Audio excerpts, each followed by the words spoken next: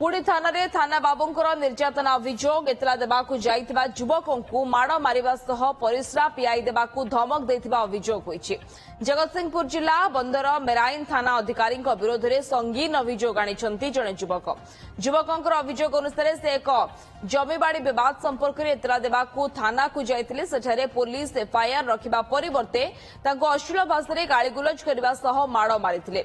एने संपृक्त युवक जनक एसपी को भेटी अभियोग जणाइबा परे अतिरिक्त एसपी घटनार तदंत करुछंती।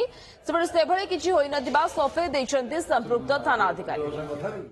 अरे मु जमीबाड़ी विषय रे जाइथिली एफआईआर नै गिरी आ संध्या 7टा बेले मेराइन थाना नहीं ना भितर पढ़ी मो मुह को फोपाड़ी फोपाड़ी नहीं मते बसैले थाना भितर बसैले बसैया भितर सी मद फद पीले मद पी मते गोईठा माइले थाना को गलु तो मारा खाइलु सीटी आपर लेवल गलु जगतसिंहपुर सार कति न्याय देले तो आम आसबू न्याय दरकार आमर सार କିଛି ହେଇନି ଏବଂ ଅଭିଯୋଗ କରିଛନ୍ତି ଆପଣ ତ ବାଡେଇଛନ୍ତି ଗୋଇଠା ମାରିଛନ୍ତି କିଛି ନାହିଁ।